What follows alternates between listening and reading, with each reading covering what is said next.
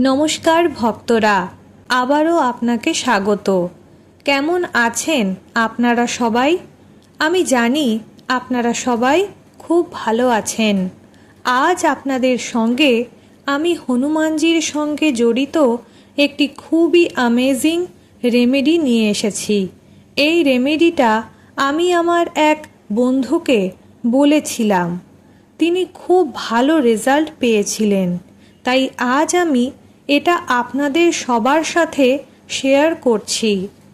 যদি আপনাদের জীবনে এমন কোনো প্রবলেম থাকে যেখানে আপনারা আটকে গেছেন, ফেঁসে গেছেন, কিছুই বুঝতে পারছেন না, কিছুই আপনাদের অনুযায়ী হচ্ছে না, বা জিনিসগুলো আপনাদের মতো করে কাজ করছে না, আপনারা খুবই বিরক্ত ও চিন্তিত হয়ে পড়েছেন, তাহলে আপনারা এই প্রক্রিয়াটা করতে পারেন। এবং এটা করার জন্য আপনাদের মঙ্গলবারের দিনটা বেছে নিতে হবে। যেমন আজকের দিনে আপনারা এটা করতে পারেন। আজকের দিনে করলে এর রেজাল্ট খুব ভালো হবে। আজ মঙ্গলবার, তাই ভাবলাম কেননা আপনাদের সঙ্গে খুব সুন্দর এবং খুব ম্যাজিক্যাল হনুমানজির একটি রেমেডি শেয়ার করা যায়। হনুমানজিকে এত শক্তিশালী কেন বলা হয়? কারণ তিনি চিরঞ্জীবী। চিরঞ্জীবী হওয়ার বরদান তিনি পেয়েছেন। যেখানে তাকে স্মরণ করা হয় বা যেখানে শ্রীরামের নাম নেওয়া হয়, সেখানে তিনি নিজেই উপস্থিত হন। আর যেখানে শ্রীরামের নাম উচ্চারণ হয়, তার নামের কীর্তন হয়, সেখানে যদি আপনারা বজরংবলীকে আমন্ত্রণও না করেন, তবুও তিনি সেখানে উপস্থিত থাকেন। তাই হনুমানজি কলিযুগের চিরঞ্জীবী দেবতা। তিনি আমাদের যে কোনো সমস্যাই 100% শোনেন এবং সঙ্গে সঙ্গেই শোনেন। হ্যাঁ, যদি কোনো সমস্যা অনেক দীর্ঘ সময় ধরে চলতে থাকে, যেমন কোনো রোগ বা দীর্ঘদিনের কষ্ট, তাহলে সেটা ঠিক হতেও তো একটু সময় দরকার। তাই আপনাদের নিজেদের মধ্যে একটু ধৈর্য রাখতে হবে। আজকের যে রেমেডিটা আমি আপনাদের বলছি, সেটা যদি আপনাদের কোনো হেলথ প্রবলেম থাকে তার জন্য ব্যবহার করতে পারেন। অন্য কারো জন্য ব্যবহার করতে পারেন। আপনাদের কোনো ব্যক্তিগত সমস্যা থাকলেও করতে পারেন। অন্য কারোর সমস্যার জন্যেও করতে পারেন। কোনো স্টাক প্রবলেম থাকলেও এটা করা যায়। আর যেহেতু আজ মঙ্গলবার, তাই আজকের দিনেই আমি এই রেমেডিটা আপনাদের সাথে শেয়ার করছি। যখনই এই ভিডিওটি আপনাদের সামনে আসবে, তারপরেই আপনারা এই রেমেডিটা করতে পারেন। আর এটা করার জন্য কোনো কঠিন রুলস ফলো করার দরকার নেই। শুধু একটা বিষয় খেয়াল রাখতে হবে, আপনাদের ধৈর্য এবং সাত্বিক থাকতে হবে। আপনারা ফ্রেশ থাকবেন, কোনো ননভেজ খাবার খেয়ে থাকবেন না, বা এমন কিছু করবেন না যার কারণে এই রেমেডিটা এফেক্ট না করে। আপনারা এই ভিডিওটি সন্ধ্যাবেলায় দেখলেও আরাম করে করতে পারেন। যদি মঙ্গলবারের পরে, যেমন বুধবার বা বৃহস্পতিবার এই ভিডিও দেখেন, তাহলে শনিবারেও করতে পারেন, অথবা পরের মঙ্গলবারেও চেষ্টা করতে পারেন। যদি কোনো লেডিস প্রবলেম চলতে থাকে, সেই সময়ও এটা করবেন না। আমি বলবো যখন পুরোপুরি ভালো হয়ে যাবেন তখন এটা করুন।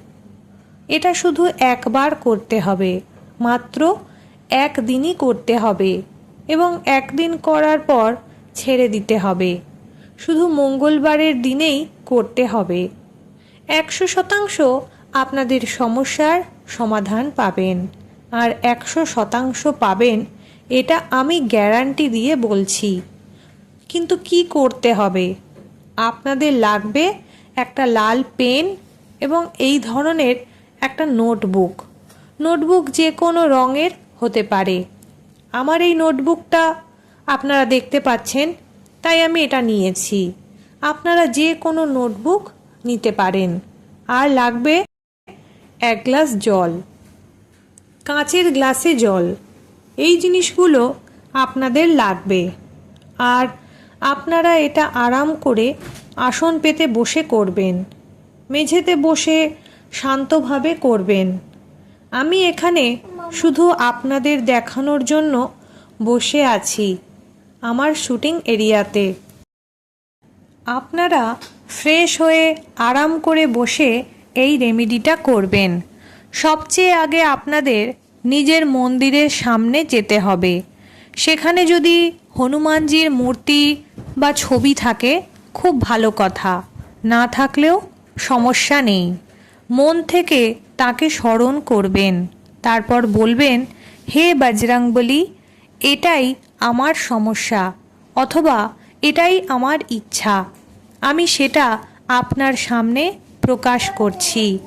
দয়া করে আমার সমস্যার সমাধান করুন অথবা আমার এই ইচ্ছা পূরণ করুন। আজ আমি একদিনের এই সংকল্প নিচ্ছি এবং এই সংকল্প আমি আমার এই ইচ্ছা বা সমস্যার জন্য নিচ্ছি। তাই আমাকে এই সমস্যা থেকে বের করে আনুন। হে বজরংবলী, কৃপা করুন।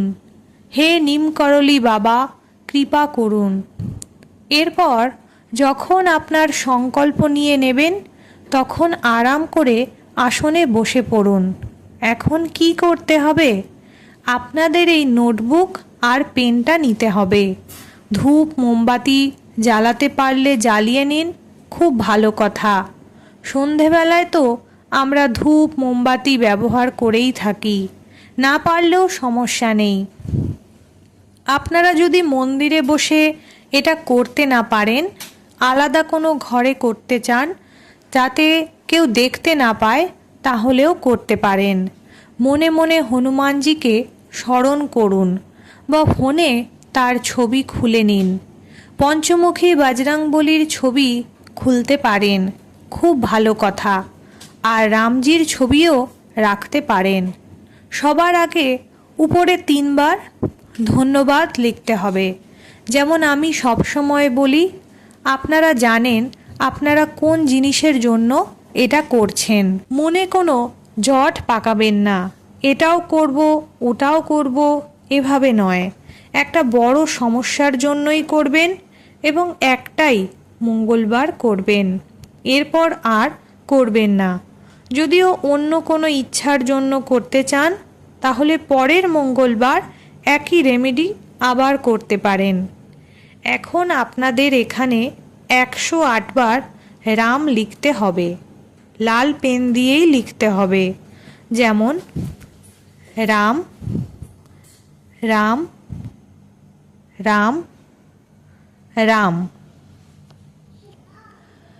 মনে মনে বলতে বলতে লিখতে হবে রাম রাম রাম রাম। এইভাবে পুরো 108 বার লিখতে হবে। পুরো মন আর ভক্তিভাব দিয়ে রামের নাম লিখতে হবে। আমি এখানে পুরোটা লিখছি না, কারণ তাহলে ভিডিওটা অনেক বড় হয়ে যাবে। তাই আমি 51 পর্যন্ত করে দেখাচ্ছি, কিন্তু আপনাদের পুরো 108 বার লিখতে হবে। এতে খুব বেশি সময় লাগে না, মাত্র 5 থেকে 7 মিনিট লাগে। যখন 108 বার রামের নাম লিখে ফেলবেন তখন সেই নোটবুক সামনে রাখতে হবে আর 1 গ্লাস জল সামনে রাখতে হবে। এখন কি করতে হবে? হনুমান চালিসা নিতে হবে। আর আপনাদের মনে এই অনুভূতি রাখতে হবে যে এখনই এই প্রক্রিয়া চলাকালীনই আপনাদের সমস্যার সমাধান হয়ে গেছে। মনে শুধু এই চিন্তা রাখতে হবে যে আপনাদের ইচ্ছা পূর্ণ হয়ে গেছে, সমস্যা শেষ হয়ে গেছে। এরপর 108 বার লেখা রামের নাম সামনে রেখে 1 গ্লাস জল রেখে আপনাদের হনুমান চালিসা 5 বার পাঠ করতে হবে। জল ভরা গ্লাসটা সামনে খোলা অবস্থায় রাখতে হবে। শ্রীরামকে স্মরণ করতে হবে, বজরংবলীকে আহ্বান করতে হবে, প্রভু আমি আপনাকে স্মরণ করছি, দয়া করে আমার এই সমস্যা দূর করুন, আমার এই ইচ্ছা পূরণ করুন।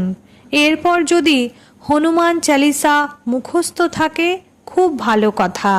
চোখ বন্ধ করে এক হাত দিয়ে জলের গ্লাস ছুঁয়ে বা ধরে রেখে পাঠ করবেন।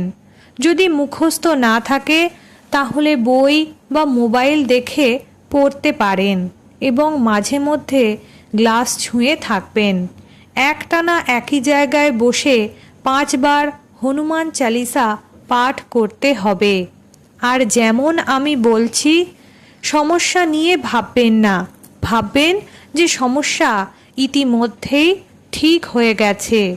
যদি কোনো ইচ্ছা পূরণ না হয়ে থাকে তাহলে পাঠ করতে করতে দেখবেন যে সেটা পূরণ হয়ে গেছে। আর এই পাঠ আপনার কৃতজ্ঞতা স্বরূপ বজরংবলীকে উৎসর্গ করুন। যেমন আমরা মানত করি, ভগবান আমার এই ইচ্ছা পূরণ হলে আমি প্রসাদ দেব, আর তখন ইচ্ছা পূরণ হয়ে যায়।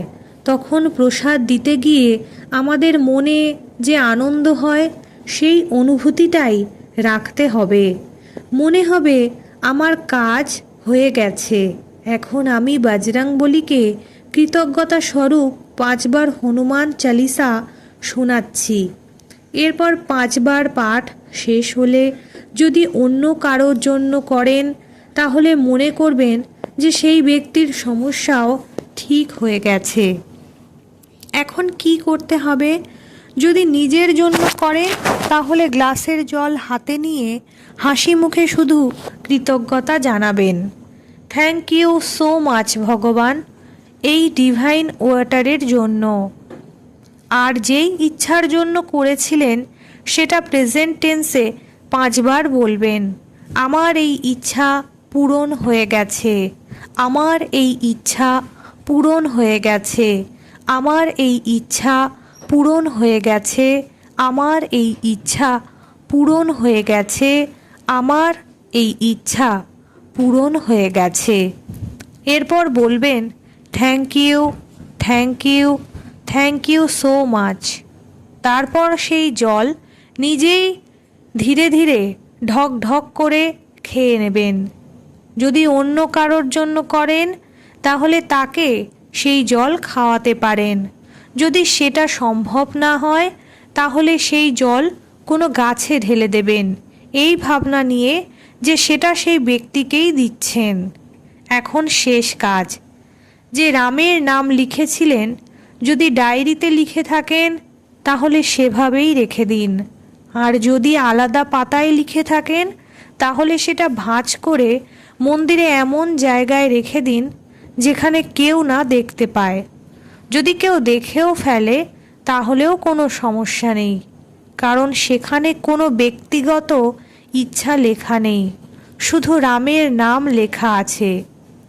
তাহলে এই ছিল আজকের ভিডিওটি কেমন লেগেছে অবশ্যই কমেন্ট করে জানান, এবং আমাদের চ্যানেলে নতুন হয়ে থাকলে চ্যানেলটিকে সাবস্ক্রাইব করতে একেবারেই ভুলবেন না।